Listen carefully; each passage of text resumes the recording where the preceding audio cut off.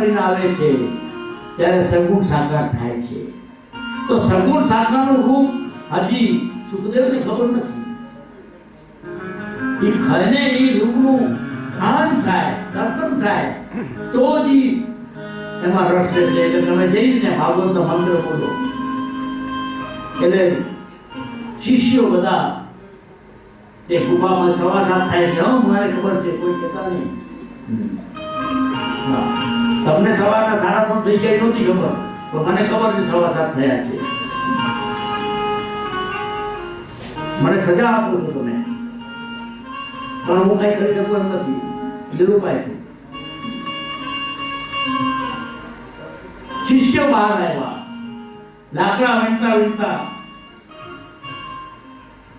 એક મંત્ર બધાએ ભેગા થઈને બોલ્યા. શું બોલ્યા? બહુ જાણીતો મંત્ર, બધાએ સાંભળ્યો છે. બરહાપીણો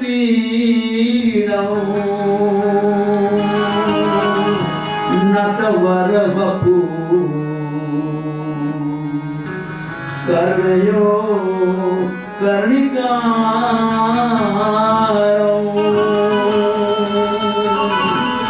વિદ્રદ્વાસ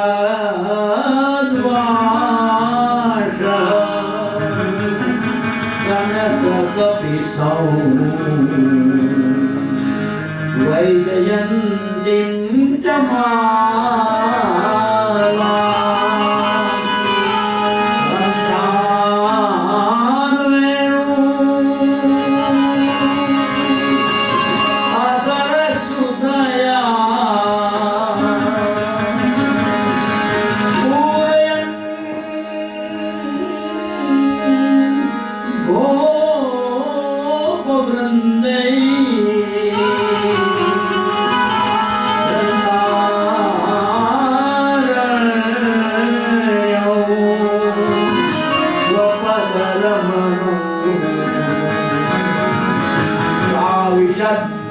ગીત કીર્તિ.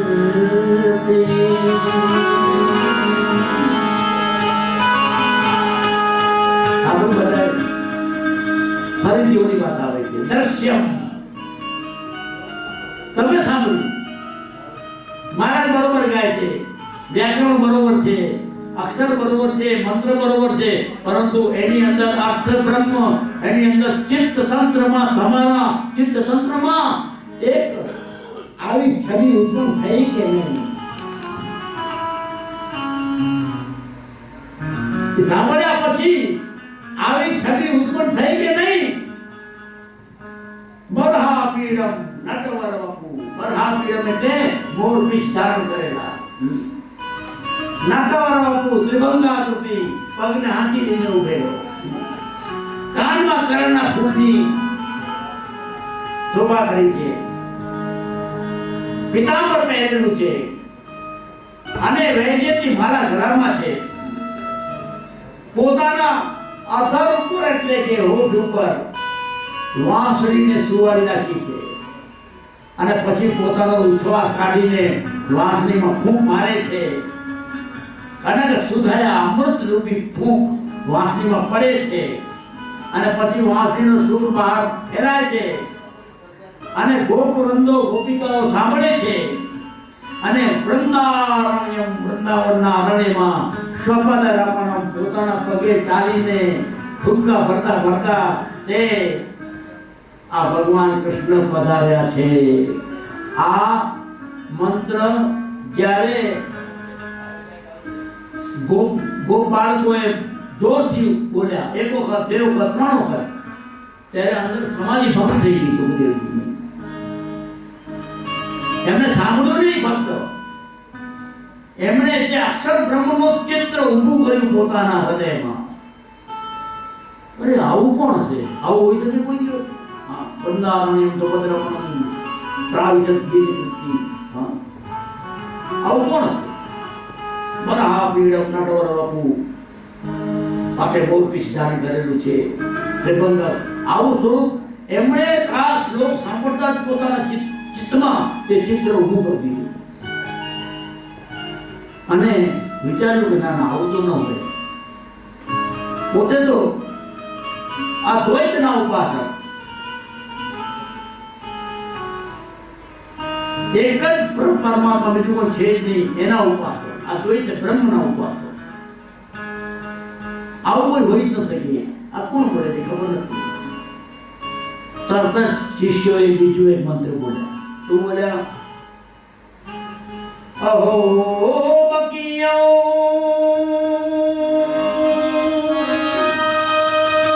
સ્તનકાલ કૂટ.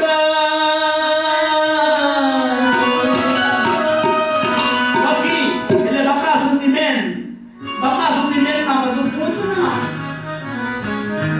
પોતાના સ્તન ઉપર કાળકૂટ ઝેર ચોકડીને આવી હતી. કોને મારવા માટે? નાના લાલાને મારવા માટે. તે દિવસે નાનાનો છઠ્ઠીનો દિવસ હતો. આપણે કઈ મારુતિને ભરેલા છઠ્ઠીના દિવસે પૂતના લાલાને મારી નાખવા માટે આવી. અને તે વખતે છઠ્ઠીના આપણે છઠ્ઠી લેટાવીએ ત્યારે આપણે છોકરાને મગમાં બેસાડીએ, ઉલાડીએ ને બોલીએ. એક પેન મૂકીએ, એક નોટબુક મૂકીએ. સામાન્ય વિધાતા આવીને લેખ લખશે. આપણે છઠ્ઠી લેટાવાનું બહુ જ મોટું ઉત્સવ છે.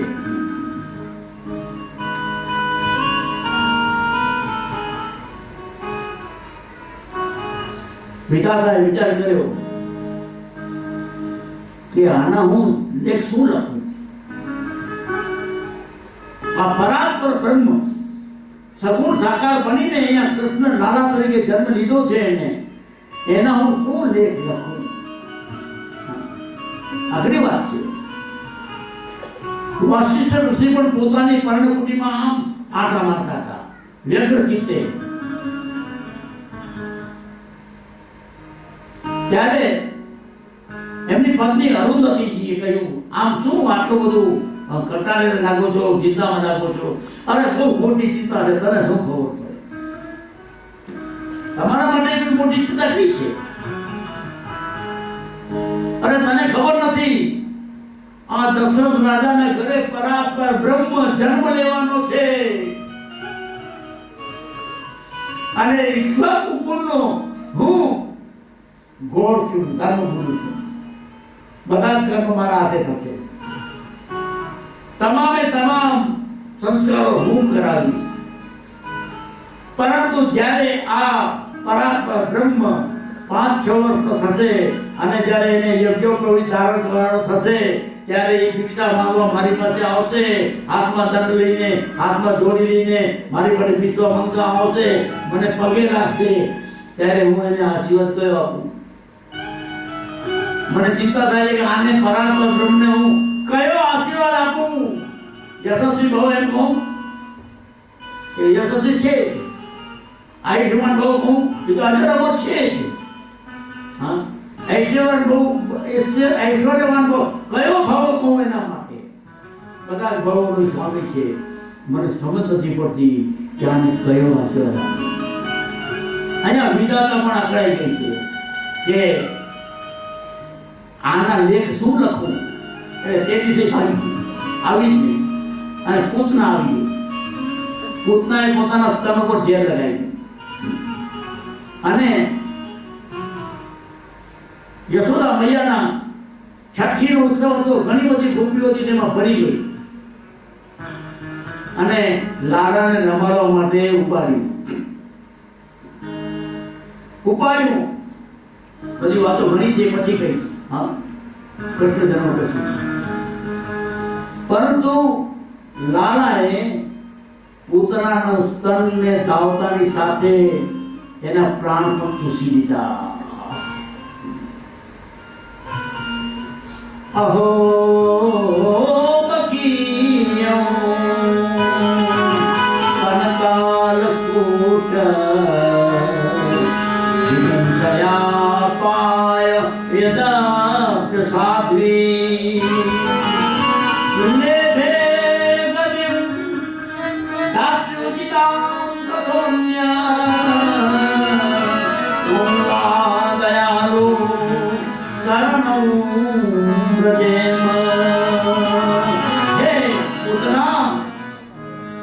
ભાગ્યશાળી છું. જે કૃષ્ણનો જીવ લેવા માટે સ્તન ઉપર ઝેર ચોરી તું આવી હતી, માનો રૂપ લઈને આવી અને તેને સ્તનપાન કરાવ્યું. તને આ કૃષ્ણએ માતાનું જે સ્થાન હોય સ્વર્ગમાં તે સ્થાન આપ્યું. લે લે ગતિમ માતૃ ઉચિતામ. માતાને જે ઉચિત હોય તે તો તું પાપ કરવા આવી, તને નરકમાં નાખી શકતો હતો. પરંતુ માનું વેચાણ કરીને આવીને એટલે તને માતાને માટે જે ઉચિત સ્વર્ગ હોય ત્યાં તને મોકલી આપી છે. આ શ્લોક વાંચ્યો, સાંભળ્યો. કોણે? સુખદેવજી. બાળ આ શું બોલો છો તમે? આવું બને કોઈ દિવસ? હા, બન્યું છે. આવું બન્યું છે એટલે અમે બોલીએ છીએ. આ મારું કોણે લખ્યા છે? તમને ખબર નથી? તમારા પિતાશ્રીએ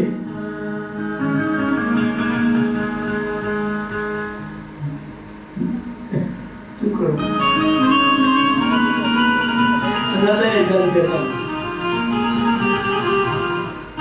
ભગવાનને યાદ કરતા કરતા હૃદય ગદગદ ન થાય, આંખમાંથી પાણી ન નીકળે તો એ ભક્તિને કોમી હૃદય ગદગદ મૃતયા ગિરા નયન કળદમ અશ્રુધારા. આ ભાગવતજીનો આ મંત્ર મેં હજારો વખત બોલ્યો છું, હું બોલ્યો હોઈશ. તો જ્યારે બોલું છું ત્યારે આંખમાં પાણી આવે છે. શું અક્ષર બ્રહ્મની તાકાત છે, શું મેરી રાજની તાકાત છે. આ ભાગવતજી નું પાન કરવા માટે અમે વારંવાર ભગવાનને યાચના કરીએ, તારી ભક્તિ આપજે અને મારા હૃદયમાં કરુણા આપજે. આ કોણે લખ્યું છે? તમારા પિતાશ્રી દ્વૈપાયન વેદવ્યાસ એમને લખ્યું છે.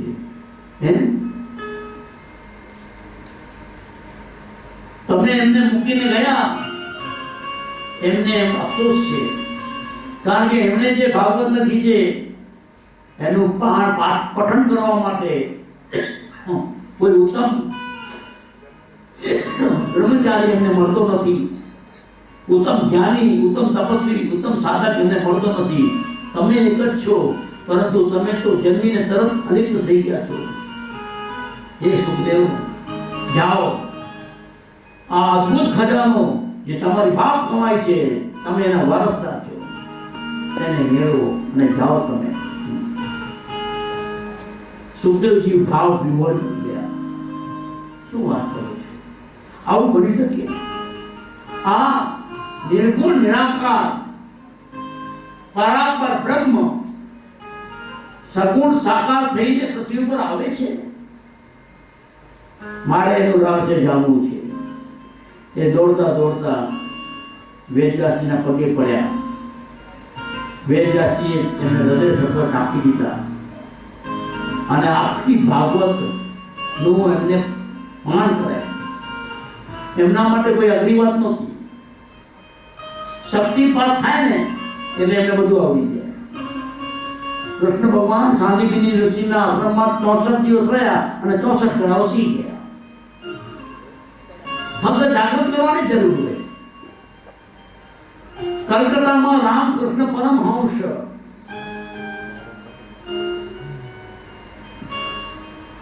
ત્યાં એમના આશ્રમમાં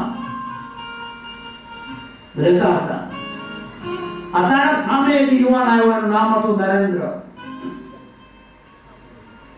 अरे तू कहाँ था?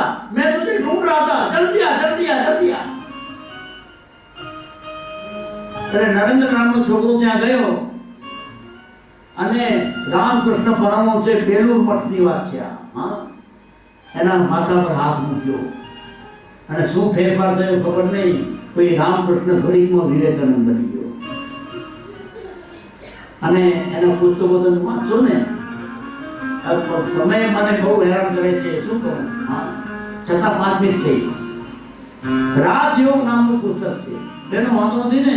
ક્યાં મહિલા બંધ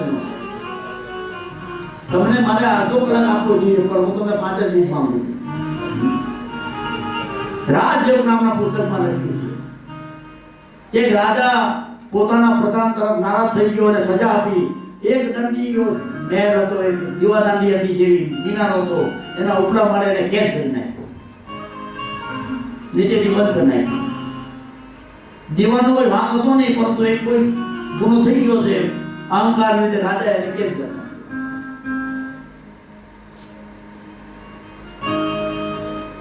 દીવાનો ઉપર ચડી ગયો, બેઠો હતો, કઈ ઉતરવાનું કોઈ ઠેકાણું નહીં, અને ખૂબ ઊંચો મિનારો. કરવું શું વિચાર કરતો હતો, ત્યાં એની નાનકડી પુત્ર વધુ આવી. ચિંતા નહીં કરો, હું તમને સાધન આપું છું. કેવી રીતે સાધન આપીશ? દરવાજો બંધ છે અને એટલો ઊંચો છે, કાંઈ પણ સાધન પહોંચી શકે એમ છે નહીં, બધું જ થશે. ચિંતા નહીં કરો. સાંભળજો, આ ભક્તિ કેમ કરવી, કયો મંત્ર બોલવો, શું કરવું, આમ કરવું, તેમ કરવું, કેવો આસન નાખવું, કેવા કરણનો કપડા જોઈએ, કેવા કરણની માળા જોઈએ, કેવું રુદ્રાક્ષ જોઈએ, 1 મુઠ્ઠી, 2 મુઠ્ઠી, 3 મુઠ્ઠી, 5 મુઠ્ઠી, આ બધી નપ મૂકો અને મનને અંદર લગાવો. મનને પુત્રવધુ આવી, એને એક જીવનો સૂતરનો તાંતણો, ઓલું ઢાળ્યું જીવડું આવે ને, વરસાદનું ઢાળ્યું જીવડું, બેટર પગ, એના પગ પાછલા પગે બાંધ્યું, એના નાક ઉપર એક વધુ ટીપું નાખ્યું અને કિનારાની ભીત ઉપર આમ તોડી દીધું. એટલે આ ઢાલિયા જીવડાને થયું કે મધની સુગંધ ક્યાંથી આવે છે, એટલે ચડવા માંડ્યું ઉપર. એ ચડતું ગયું, સૂતરનો ઢેરો ઉકેલાતો ગયો, અને ઉપર જ્યારે પહોંચ્યું ને ત્યારે ઓલા પ્રધાને તે ઢાલિયા જીવડાને પકડીને સૂતરનો છેડો પકડી દીધો. સૂતર લઈ લીધું પોતાની પાસે, ઢેરો નીચે રહ્યો. પછી ઢેરાના બીજા છેડે સુતરી બાંધી અને સુતરી પ્રધાને ખેંચી લીધી. સુતરીના બીજા છેડે સિંદરી બાંધી, સિંદરી પ્રધાને ખેંચી લીધી. સિંદરીના બીજા છેડે જાડો રસો બાંધ્યો, જાડો રસો પ્રધાને ખેંચી લીધો. એ જાડા રસાને છેડે એક જાડું રાંઢું બાંધ્યું, રાંઢું ઉપર આવી ગયું. એટલે પ્રધાને તે રાંધવાને તે દીવાદાંડીના થાંભલામાં માથી લીધું, કક્ષ ચાલી, અને પછી એને પકડીને નીચે ઉતરી. તો એક નાનકડી ભક્તિ, નાનકડું આસન, ધીમે ધીમે શનૈ શનૈ શનૈ શનૈ શનૈ પંથા શનૈ કંથા શનૈ પર્વત મસ્તકે શનૈ વિદ્યા શનૈ વિદ્યમ પંચેતાની શનૈ શનૈ, ધીમે ધીમે એક વખત ચાલુ તો કરો. જેટલા જપ ગયા 11 રાખો, જેજા નથી એનો. પછી તમે મન થાય તો પછી વધારે કરતો. એનાથી પછી એક દિવસ એવો મતલબ છે કે તમે શ્વાસ અજબ અજબ ચાલુ જ રહેશે, ચાલુ જ રહેશે. સોહમનો નાદ ચાલુ જ રહેશે. આ વ્યસન નાખી રહેશે. ઘણા ભજનો છે એના માટે, પણ આજે જાણે અમને વેકેશન આપી દીધું છે. કારણ કે આ જે ઉત્તમ ભક્તિ રસ છે એમાં શૃંગાર રસ ચાલે નહીં. એટલે માફ કરજો, ભક્તિની શરૂઆત ગમે તે રીતે થઈ શકે. સુખદેવજી મહારાજે ભાગવતનું શ્રવણ કર્યું, મનન કર્યું, અધ્યયન કર્યું, નિધિધ્યાસ કર્યો અને બિલકુલ અંદર ઉતારી દીધું. પછી વેદવ્યાસજીએ એમની પરીક્ષા લેવા માટે કહ્યું, જાઓ તમે વિદેહ નગરીમાં, મિથિલા નગરીમાં જનક રાજાને મળો. જનક રાજાને મળવા માટે સુખદેવજી મહારાજ મિથિલા ગયા. નારદજી પણ મિથિલામાં તે દિવસે પહોંચ્યા હતા. જનક રાજાએ સુખદેવજીનું સ્વાગત કર્યું, નારદજીનું પણ સ્વાગત કર્યું. જનક રાજા તો ગ્રસ્ત છે, એના પુત્રો છે, પરિવાર છે, બધું છે. આટલી બધી મોટી મિથિલા નગરી છે, રાજા છે પોતે. પરંતુ વિદેહી કહેવાય છે. આવ્યા અને બેસાડ્યા ચૂલા ઉપર, હિંચકો હતો ને એના પર બેસાડ્યા. આવો આવો નારદજી બેઠા. બાજુમાં સુનયનાજી, જનક રાજાની પત્ની, એ આવીને બેઠા. નારદજી આમ થઈ ગયા, અરે બાપરે, આમ સકી ગયા, સ્ત્રીનો સ્પર્શ ન થાય એટલા. પછી સુખદેવજી મહારાજ આવ્યા. એ તો આવીને નારદજી અને સુનયની વચ્ચે બેસી ગયા. એમને સ્ત્રી પુરુષનો ભેદ હતો. જનક રાજાએ તે જોઈને કહ્યું કે આ દ્વૈત અને દ્વૈતને પરખનારો પરમ યોગી છે, પરમહંસ છે, સર્ટિફાઈડ. તેઓ પાછા આ બાળ બ્રહ્મચારી, નૈષ્ઠિક બ્રહ્મચારી, જેના મનમાં, જેની આંખમાં કોઈ વિકાર હતો જ નહીં, એવા સુખદેવજી મહારાજ આગળ આવીને પરીક્ષિત રાજાને 7 દિવસમાં મુક્તિ આપીશ એવું વચન આપીને સુખદાન તીર્થમાં દિલ્હીથી નીચે અને હરિદ્વારથી નીચે અને દિલ્હીથી ઉપર વચમાં સુખદાન તીર્થ છે. ત્યાં 4 નદીઓ ભેગી થાય છે. ત્યાં આજે પણ અક્ષય વટ છે. ત્યાં આખું ભાગવત કથા કરવા માટેનું તીર્થ છે. અમે જવાના છીએ, મેં સત્તા કઈ નથી કરવાની. ત્યાં કથા કરશે કોણ? ભાવેશ શાસ્ત્રી, મારો દીકરો. નક્કી થઈ ગયું, આવતા મહિને જશું કે 2 મહિના પછી જશું, પણ જવાનું નક્કી છે. જો બેટા છે એને કહું છું. અહીંયા પણ ઘણા બધા મારા કરતા ઘણા વિદ્વાન કથાકારો છે, અદ્ભુત ગાયકો છે, અદ્ભુત કથા કરે એવા છે, અને અહીંયા કરી ગયા છે. નાસિકમાં કથાઓ કરી ગયા છે. એમની જોડે હું આવું પણ નહીં, છતાં એમનો સંકલ્પ હતો. એટલે કીધું તમે જેવું ખાલું ઘેરું બનતો હશે, મને આમના મોઢેથી સાંભળવી છે. અને હું પણ જો હું તમને કહું, બહુ મને ખબર નથી, વિદ્વાન માણસોની ભાગવત કથામાં પરીક્ષા થઈ જાય. હા, વિદ્વત જનાનામ ભાગવતે પરીક્ષા. ભાગવતમાં એટલા બધા ઘાટ આવે છે કે બધા ઘાટે નાતા પાર ન આવે. ક્યાંક આત્મન દેવું પડે, ક્યાંક ખખોડી ખાવું પડે, ક્યાંક તરવું પડે, ક્યાંક ખાલી આમ સ્પર્શ કરવો પડે, અંજલિ માત્ર નાખવું પડે, ઉતાવળથી કરવું પડે.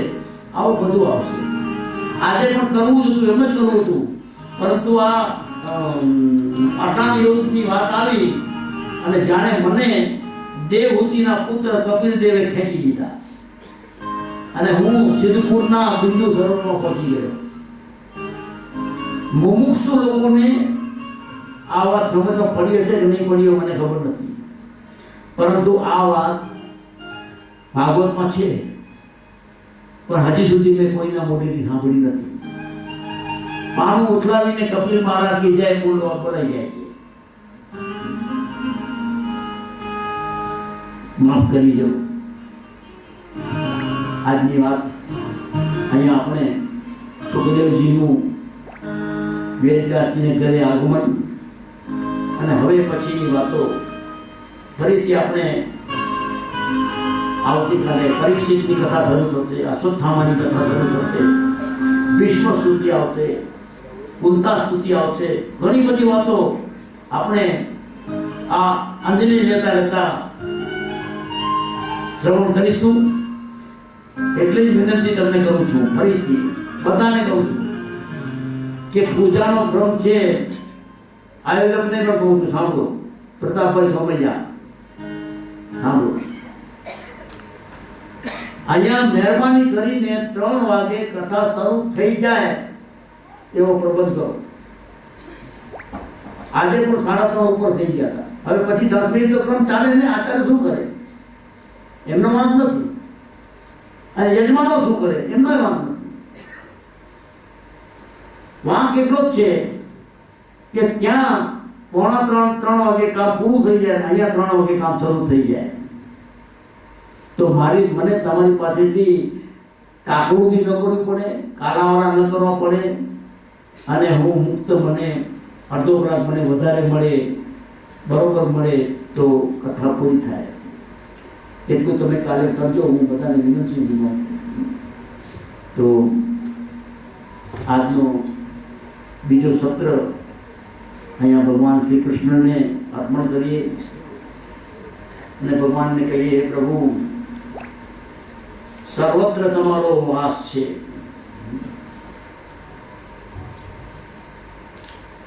વિટેવરી ઉભાવાની કટિવર હાથ, અસાતે માજા પંથરી નાથ. ભગવાનને યાદ કરીએ.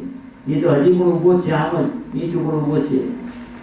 એવા વિઠ્ઠલ ભગવાનને યાદ કરીને એક ધૂન બોલાવીએ કે વિઠ્ઠલ વિઠ્ઠલ